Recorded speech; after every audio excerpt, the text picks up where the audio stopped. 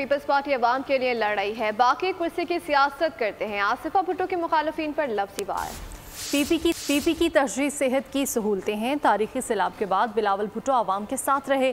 सैलाब मुतासरीन के लिए सिंध में 20 लाख घर बन रहे हैं। सिर्फ पाकिस्तान पीपल्स पार्टी गरीब मजलूम और जरूरतमंद के तहफ़्फ़ुज़ को अपना ईमान मानती है। जब तारीखी सैलाब आया, बिलावल भुट्टो ज़रदारी अवाम के साथ खड़े थे।